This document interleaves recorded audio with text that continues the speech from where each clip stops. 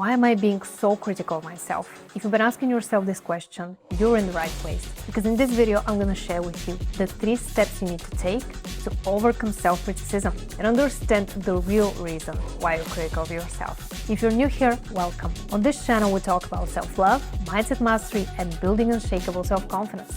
So if that's something that you're interested in, make sure to hit the subscribe button and the bell next to it to get notified when I upload new videos. Now, let's start by answering the question, why am I being so critical of myself? Generally speaking, self-criticism often stems from having a critical parent, primary caretaker, or teacher growing up. It may be a result of not meeting your emotional needs, trying to be perfect at everything, or having unrealistic expectations for what you can achieve. Let me give you a few examples. Let's say you had a parent who was obsessed with cleanliness and order, but you were a bit clumsy growing up and sometimes spilled things. An overly critical parent, in this case, would scold you for spilling things, yell at you, and criticize you by calling you names. Years later, you will internalize their voice and criticize yourself every time you spill something. Or you may think that your house is always messy, no matter how much you clean it. Another example, let's say you had a parent who wanted you to excel at everything. They pushed you so hard to be the best at school, get all the gold stars in the world, and every single time you came home with anything less than an A, they yelled at you or grounded you so that you could study more. Now, years later, you've internalized their voice and have impossibly high standards for yourself. Maybe you see anything less than perfection as a complete waste of your time, and you're often critical of yourself when you take even the smallest break, and you always feel guilty because you could have been working instead. Now, that leads me to the next important question. What is this internalized voice of your critical parents or primary caretakers? To keep it simple, let's call it the inner critic. Your inner critic is always there, watching, lurking in the background, narrating, and saying the mean things that you used to hear growing up. It is so ingrained in your psyche that you don't even have to think about it. It is always there. So how can you overcome self-criticism? Step number 1 is to become aware of your thoughts. The fact that you're looking for a solution for self-criticism and you want to change the way you talk to yourself means that you're already one step ahead and you're aware that there is an inner narrative that needs to change. So let's talk about becoming aware of your thoughts first. What is the easiest way to spot them without reacting and replace them with more helpful ones? The first thing you need to do is pay attention to the most repetitive self-critical thoughts you have on a daily basis. They could sound something like, I don't deserve this. I will never be successful. They're so much better than me. I'm ugly.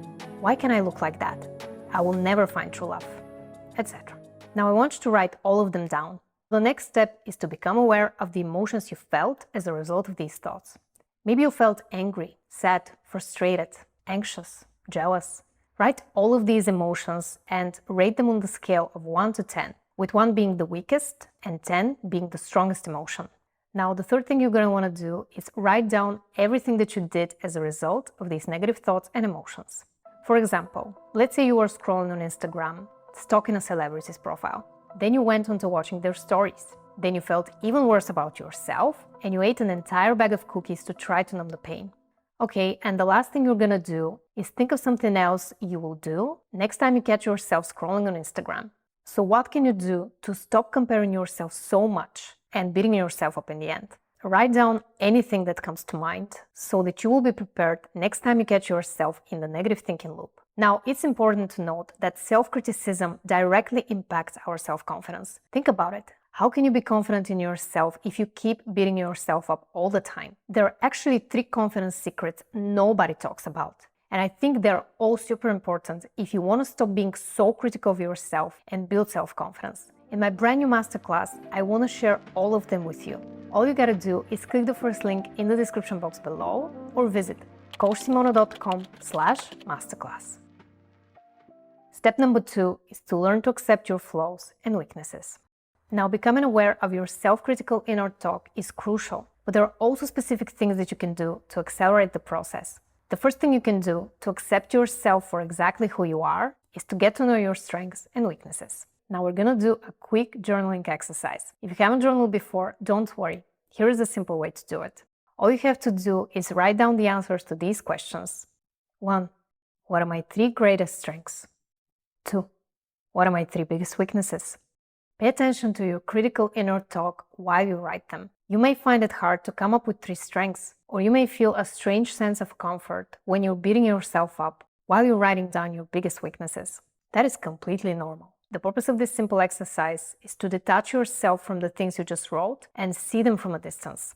Now, the second thing you can do to start accepting yourself for exactly who you are is to practice Stoicism. Now, what exactly is Stoicism? Stoicism teaches you that the path to happiness for humans is found in accepting the moment as it is, by not allowing yourself to be controlled by your emotions and using your mind to understand the world. In the case of self-criticism, practicing Stoicism will help you learn how to sit with your uncomfortable thoughts and feelings and learn to let them go. For example, next time you feel sad, instead of thinking about the next thing you can do to try to numb the pain, you can choose to sit with it. I know it's not gonna be easy and your resistance will be excruciating in the beginning. After all, how can you sit with yourself and be okay with it if you're being self-critical and mean to yourself, right? The thing about practicing Stoicism is that the more you do it, the more detached you will become from your self-critical thoughts, and you will accept them for what they truly are, just thoughts. So next time you feel agitated, just sit down for a second and listen to your inner narrative without judging yourself. Notice the sensations in your body, the tension you feel. See what's happening with your breath. Are your breaths deep or shallow? Do you feel pain in certain parts of your body? Become the silent observer and let them go.